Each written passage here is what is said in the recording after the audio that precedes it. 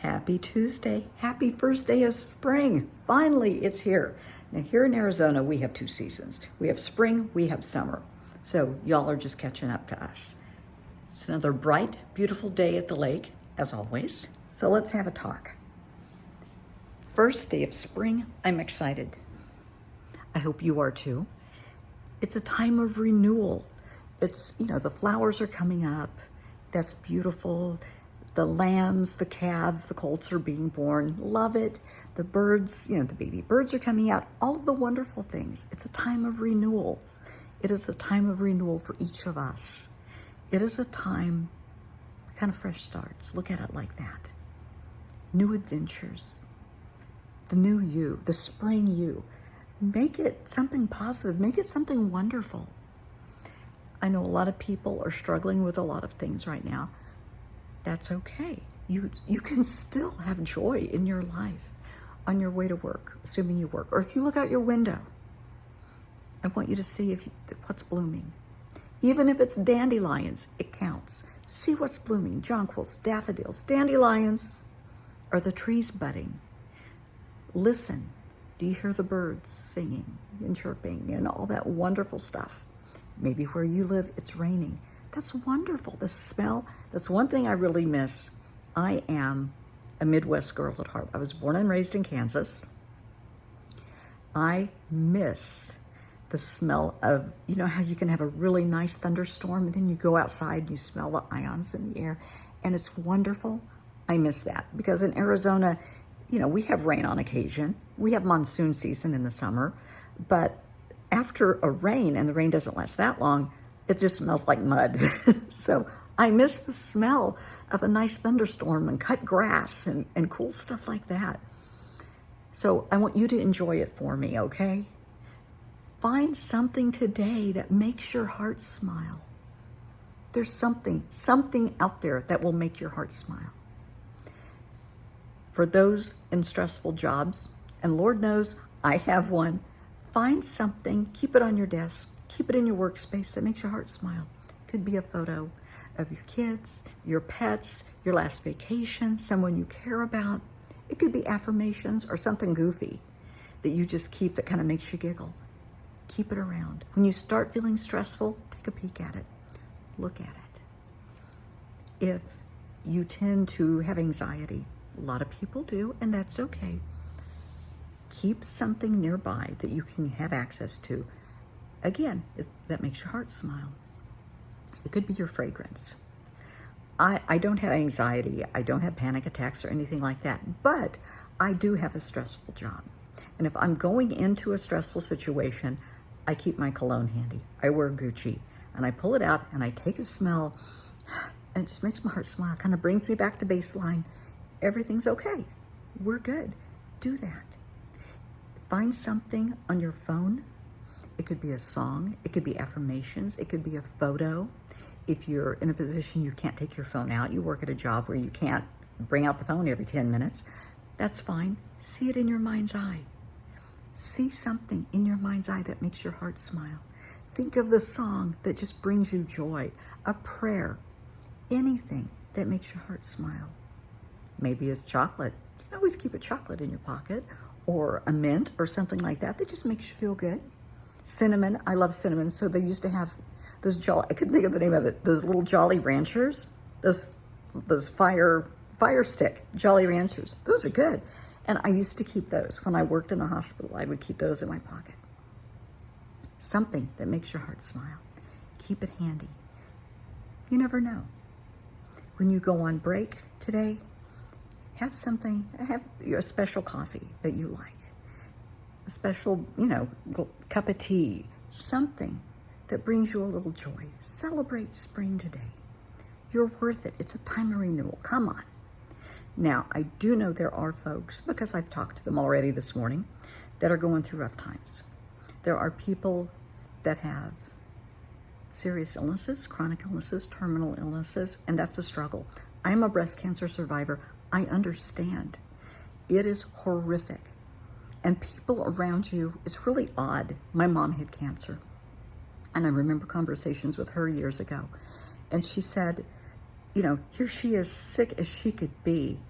And everybody around her is happy, celebrating birthdays and holidays and different things, and she's miserable and sick. Now, I don't mean to speak ill of the dead, but my mom thoroughly enjoyed being sick. She wasn't comfortable being happy and joyous. Being unhappy was her comfort zone. And that was just her. There are those people. When I had cancer, when I was diagnosed, the first time, I've had cancer twice, my uncle, Uncle Joe is a brilliant man. He was one of a kind. He told me in his Texas drawl, "Gal, you can have cancer. Cancer can have you." He was right. It's about perspective. It's all about perspective. Take control of your life.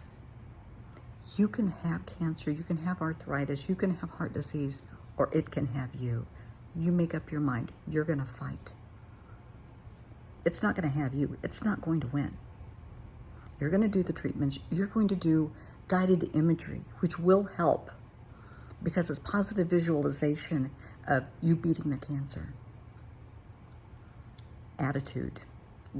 In my opinion and in my practice, attitude is 90% of the ball game.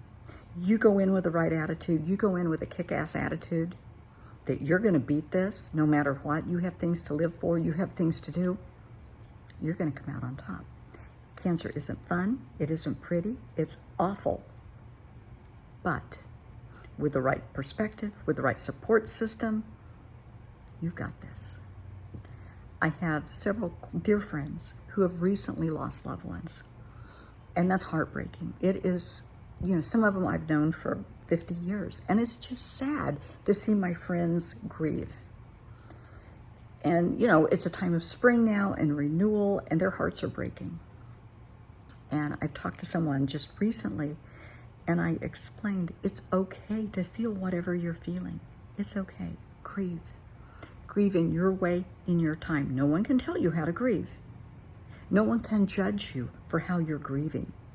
If you're not hurting yourself, you're not hurting somebody else, to hell with them. You grieve your way, your time. If your friends don't understand that, they can step away because this is your loss. This is your grief. I don't want you holding on to the heartache, the trauma of the loss. I want you to focus your energy on the happy memories, the good times that are going to live on forever in your heart, in your mind, in your children's eyes. Hold on to the positive, not the negative. Focus your energy on the positive.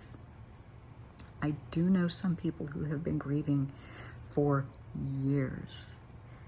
And I asked one lady not long ago, who's a good friend, why are you still grieving so hard? I don't get it.